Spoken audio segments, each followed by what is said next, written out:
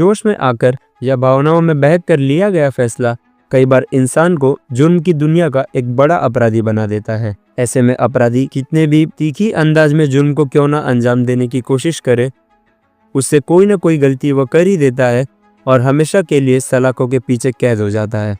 आज हम बात करने वाले हैं सौम्या सलोनी केस की।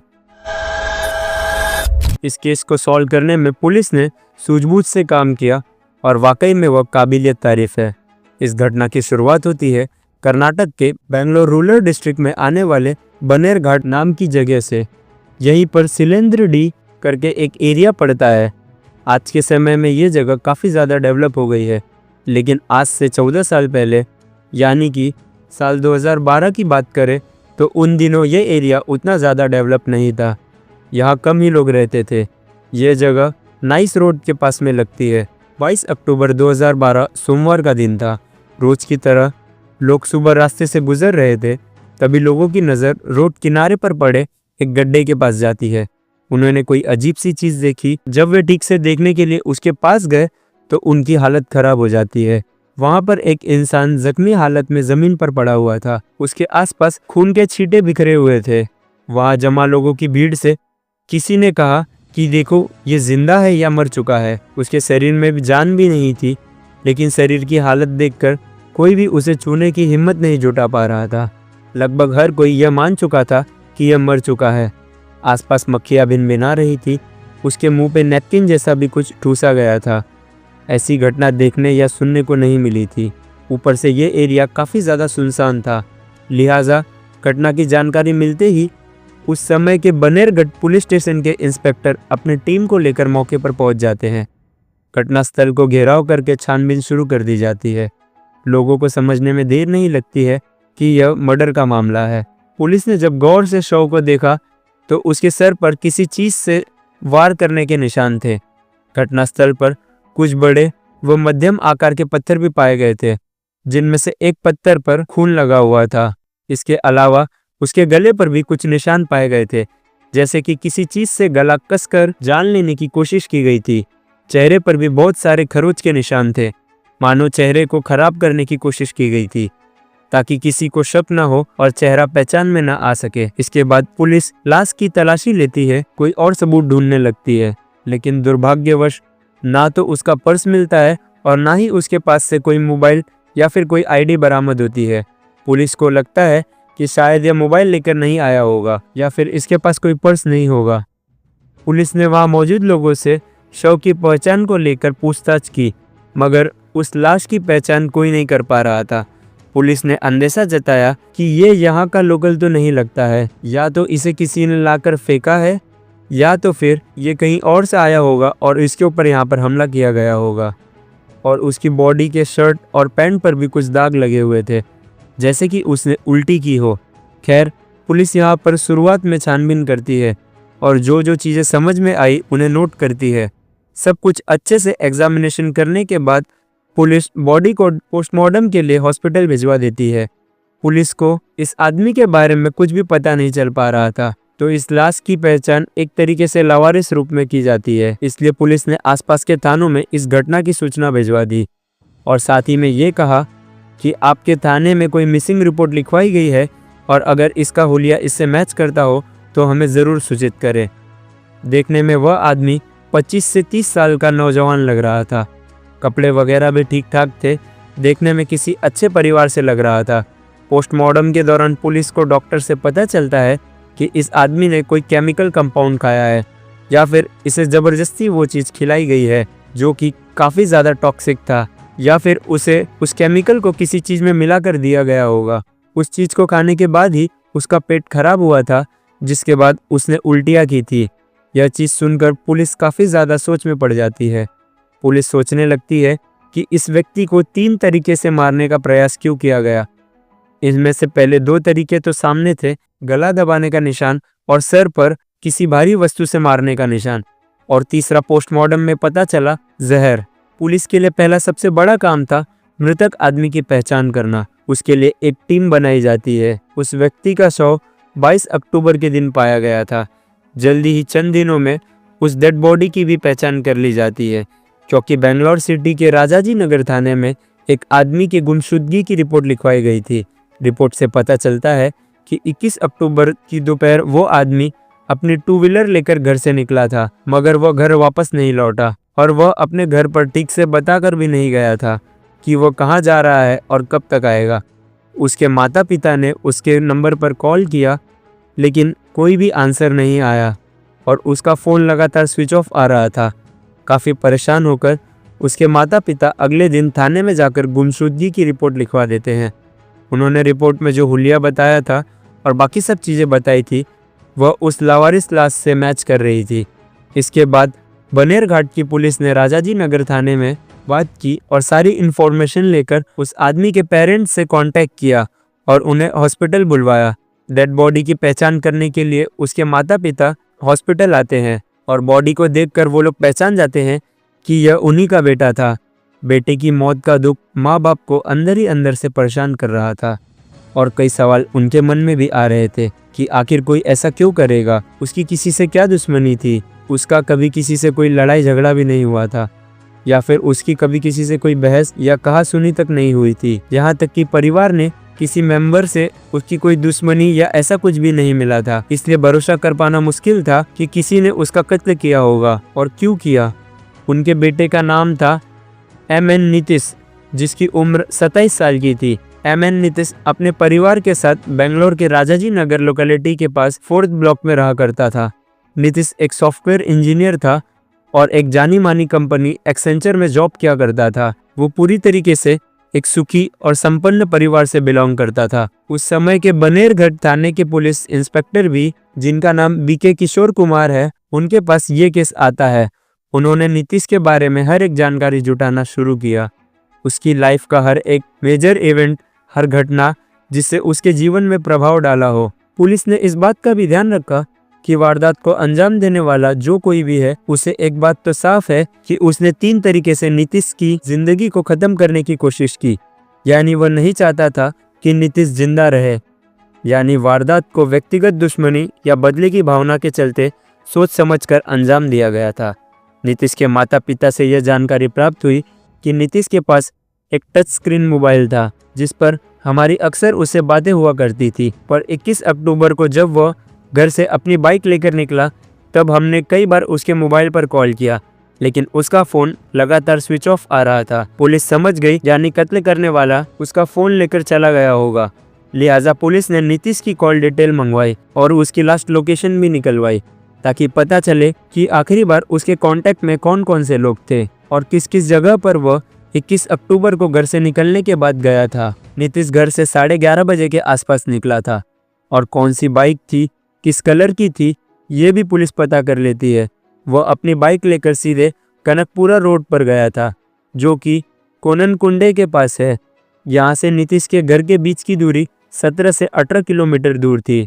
जब नीतीश यहाँ पर आया तो यहाँ कुछ मिनट रुका, उसके बाद नाइस रोड से होते हुए बनेरघाट की तरफ जाने लगा। शिलेंद्र दूरी एरिया में आने के कुछ देर बाद ही उसकी लोकेशन बंद हो गई। जब उसकी कॉल हिस्ट्री खंगाली गई तो उसमें लास्ट बार जिस व्यक्ति से बात हुई थी, वह कॉल किसी सौम्या नाम की लड़की का था। इस कॉल की लोकेशन बेंगलोर के पिनिया नामक जगह पर मिली। पुलिस नीतीश के घर वालों से बातचीत करके सौम्या के बारे में पूछती है। तब पता चलता है कि इसका पूरा नाम था सौम्या सलोनी। इसका घर बेंगलोर के पिनिया दशहरहल्ली में था। 23 साल की ये लड़की सुराना कॉलेज में साइकोलॉजी की स्टूडेंट थी।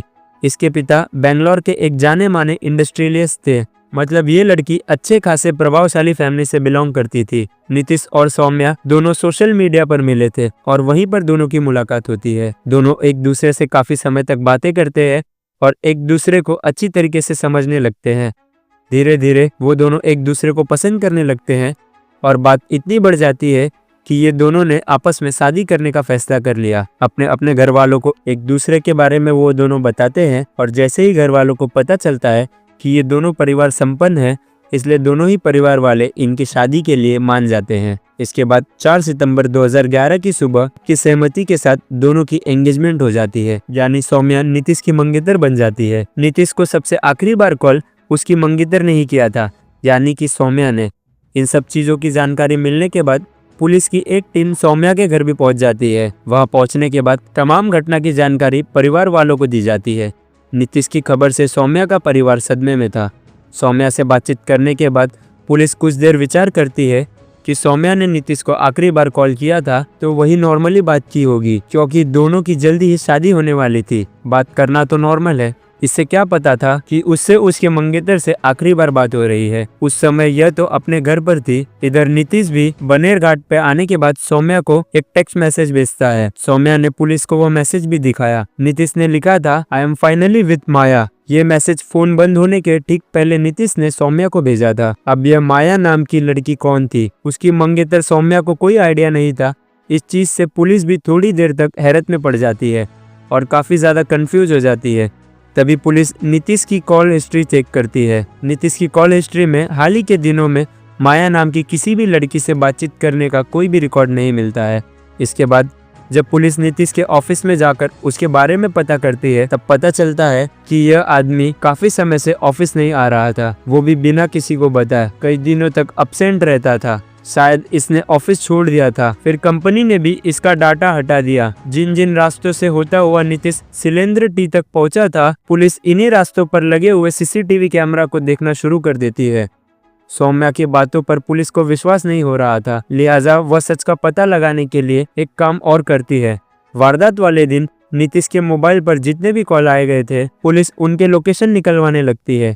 इसमें सौम्या भी थी, लेकिन जिस वक्त नीतीश घर से निकला था उसके ठीक 1 घंटे बाद नीतीश और सौम्या की लोकेशन एक साथ शो कर रही थी। दोनों के मोबाइल एक ही टावर से कनेक्ट होते हुए दिख रहे थे। घर से तो नीतीश अकेले ही निकला था, लेकिन बनेर घाट पहुंचते ही सौम्या भी नीतीश के लोकेशन के साथ नजर आने लगी, जबकि सौम्या अपने बयान में यह बता रही थी कि वह तो घर पर ही थी। लिहाजा पुलिस ने इस बात को पुख्ता करने के लिए उन रास्तों के सीसीटीवी फुटेज देखना शुरू कर दिया। फुटेज में पाया गया कि बनेर घाट तक नीतीश बाइक पर अकेला ही था, मगर बनेर घाट के बाद यानी कि कोरन कुंडे से लेकर यह आदमी अकेला नहीं था। उसके साथ पीछे एक लड़की बैठी हुई थी। इधर कैमरे की फुटेज में थोड़ा और गौर से देखने पर यह पता चला कि नीतीश की बाइक पर पीछे बैठी हुई लड़की कोई और नहीं बल्कि उसकी मंगेतर सौम्या ही थी। जबकि एक तरफ सौम्या ने कहा था कि वह अपने घर पर ही थी। पुलिस को क्राइम सीन के पास से एक और सबूत मिलता है, जिसने इस कहानी को पूरी तरीके से बदल कर रख दिया। पुलिस को एक हेयर क्लिप भी मिलती है जिसमें कुछ बाल फंसे हुए थे। बाल किस महिला के थे यह पता लगाने के लिए क्लिप पुलिस फॉरेंसिक लैब भिजवा देती है। फॉरेंसिक लैब से रिपोर्ट आने पर पता चलता है कि हेयर क्लिप सौम्या का ही था, यानी कि जहां पर नीतीश की डेड बॉडी मिली थी वहां पर सौम्या भी मौजूद थी। गलती से हेयर क्लिप वहीं पर गिर गया होगा। अब यह बात तय थी कि नीतीश के कत्ल में सौम्या का भी हाथ है। इधर दूसरी तरफ जब पुलिस सौम्या की कॉल हिस्ट्री निकाल रही थी, तभी सीटीआर रिपोर्ट आने से पुलिस को एक और सुराग हाथ लगता है। जब सौम्या नीतीश के बाइक पर बैठी हुई थी, तब उस दौरान किसी को टेक्स्ट मैसेज भी भेज रही थी। जिस नंबर पर वह टेक्स्ट मैसेज भेज रही थी, उस नंबर पर उसकी कई दिनों से बातें भी हो रही थी। हालांकि यह बातें अब हाल के कुछ दिनों में ज्यादातर हो रही थी। इसके बाद पुलिस सौम्या की इंटरनेट ब्राउजिंग हिस्ट्री भी चेक करती है, जिसे उसने 22 अक्टूबर के आसपास डिलीट भी कर दिया था। सौम्या घटना से पहले जिससे बातचीत कर रही थी, उसको टेक्स्ट मैसेज भेज रही थी, उसका नाम पाशर्वनाथ मलगट्टी उर्फ रोहन था। अब यह आदमी कौन था और सौम्या का इससे क्या रिश्ता था, यह भी एक बड़ा सवाल बन गया था।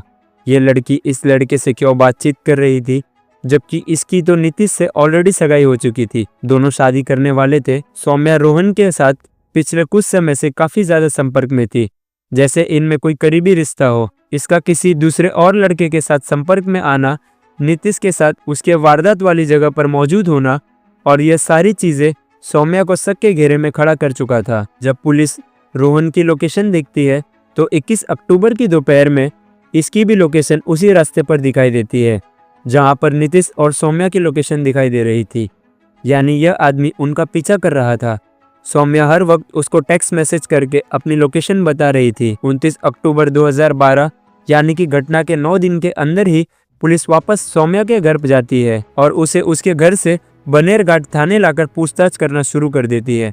शुरू में सौम्या अपने पहले वाले बयान पर कायम रहती है, लेकिन जब पुलिस सारे टेक्निकल एविडेंस दिखाकर जिसमें उसके लाइव लोकेशन, सीडीआर और सीसीटीवी फुटेज शामिल थे और वो टेक्स्ट मैसेज की टाइमिंग, जिसका लगातार रोहन के संपर्क में रहना, सब कुछ सामने रखे गए, तो वो टेंशन में आ जाती है और पुलिस के पास ऐसे ही सवालों की एक लंबी चौड़ी सी लिस्ट थी। सौम्या के पास अब सच बताने के अलावा और कोई रास्ता नहीं था।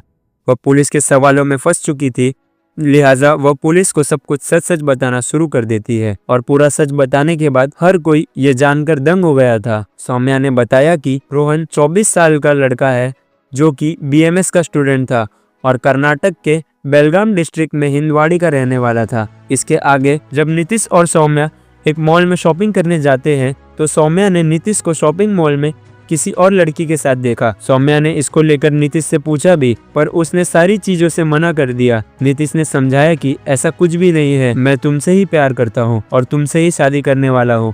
तुम ज्यादा सोच रही हो, इतना ओवर थिंकिंग करना सही नहीं है, हमारे बीच में ऐसा कुछ भी नहीं है, मेरा विश्वास करो। फिर भी सौम्या का शक खत्म नहीं होता है, वो बरकरार रहता है। नीतीश क्यों दूसरी लड़कियों से बात करता था और इसको लेकर सौम्या मानसिक तनाव में आ जाती है। उसके मन में यह वहम आ जाता है कि वह उसे धोखा दे रहा है। हालांकि सौम्या को कभी भी इस बारे में पुख्ता सबूत नहीं मिले थे कि नीतीश उसको चीट कर रहा है। इन्हीं तमाम चिंताओं से घिरे रहने के दौरान वह facebook.com की पढ़ाई कर रही थी। वह इस बात को अच्छे से जानती थी कि किस तरह से कंपाउंड को कंज्यूम करने से इंसान आधी नींद में चला जाता है। सौम्या इस बार कंपाउंड के बारे में इंटरनेट पर सारी जानकारी लेना शुरू कर देती है और इसे कैसे बनाया जाएगा। उसने अपनी किताबों से भी कुछ ऐसे केमिकल कंपाउंड के बारे में पढ़ा था जिनका यूज क्रिमिनल और साइकोलॉजिकल इन्वेस्टिगेशन में किया जाता है। 19 अक्टूबर 2012 को सौम्या एक पीसीओ से रोहन को कॉल करती है और बेंगलुरु बुलाती है और कहती है कि साथ में एक कंपाउंड लेकर आना, और वह उस कंपाउंड का नाम उसे बता देती है। अगले दिन दोनों बेंगलोर के एक मैजेस्टिक में मिलते हैं। फिर वहां से बस में बैठकर विश्व शांति आश्रम के एक स्टॉप पर उतर जाते हैं। यहाँ पर दोनों ने आपस में प्लान डिस्कस किया कि कैसे कैसे क्या करना है। इसके बाद अगले दिन यानी 21 अक्टूबर को सौम्या ने नीतीश को कॉल करती है और साथ ही में टाइम स्पेंड करना है ऐसा कहकर नीतीश को कौन कुट्टे बुलाती है। नीतीश अपनी बाइक लेकर घर से बिना बताए निकल जाता है। सौम्या के कहे अनुसार कौन कुट्टे पहुंचने पर वह सौम्या को कॉल करता है। वहां पर सौम्या नीतीश को मिलती है और उसकी बाइक पर पीछे बैठ जाती है। अब दोनों बनेर घाट की तरफ नाइट्स रोड से होते हुए आगे की तरफ चल पड़ते हैं। रास्ते में सौम्या ने कहा कि उसे जूस पीने का मन कर रहा है। अब दोनों एक स्टॉल के पास आकर रुकते हैं, वहां से जूस लेते हैं और सौम्या ने कहा कि चलो कहीं और चलकर पीते हैं, यहाँ पर पीना सही नहीं लग रहा है। फिर दोनों जूस लेकर बाइक पर बैठ जाते हैं और बाइक पर ही सौम्या उस जूस में वो केमिकल कंपाउंड मिला देती है जिसको उन दोनों ने मिलकर तैयार किया था। नीतीश के बाइक के पीछे बैठी अपने मोबाइल से वो किसी को लगातार टेक्स्ट मैसेज भेजी जा रही थी और वो टेक्स्ट मैसेज किसी और को नहीं बल्कि रोहन को ही भेज रही थी और उसे हर पल अपनी लोकेशन बता रही थी। जब यह लोग सिलेंद्र हुडी एरिया में पहुंचे तो वहां पर सौम्या ने सुनसान जगह पर बाइक रुकवा लेती है। वहीं पर दोनों ने जूस पिया और जूस पीने के कुछ ही देर बाद नीतीश के पेट में अजीब सा दर्द उठने लगता है। पर जब नीतीश वहीं पर उल्टियां करने लगता है तो आसपास में इन दोनों के अलावा कोई और नहीं था। नीतीश की काफी ज्यादा तबीयत बिगड़ने लगती है। तभी सौम्या ने रोहन को टेक्स्ट मैसेज करके जल्दी से उस स्थान पर बुला लेती है और नीतीश जैसे ही बेहोश हो जाता है तभी रोहन पीछे से आ जाता है और सौम्या का दुपट्टा लेकर नीतीश के गले को कस देता है। इसी बीच सौम्या एक बड़ा सा पत्थर लेकर आती है और नीतीश के सर पर लगातार कई वार करती है। नीतीश बुरी तरीके से जख्मी होकर जमीन पर गिर पड़ता है और वो दोनों पत्थर से उसके चेहरे को बिगाड़ने की भी कोशिश करते हैं। जब उन्हें लगता है कि उसकी मौत हो गई है तो उसका फोन और पर्स निकालकर वो दोनों वहां से चले जाते हैं। उसी दौरान सौम्या नीतीश के फोन से अपने मोबाइल पर एक टेक्स्ट मैसेज और भेजती है ताकि बाद में पुलिस को गुमराह कर सके। नीतीश किसी और लड़की के साथ था, फिर वह उसके फोन को तोड़कर झाड़ी में फेंक देती है। 29 अक्टूबर तक सौम्या अरेस्ट हो चुकी थी। इसके बाद पुलिस की एक टीम बेलगाम भेजी जाती है।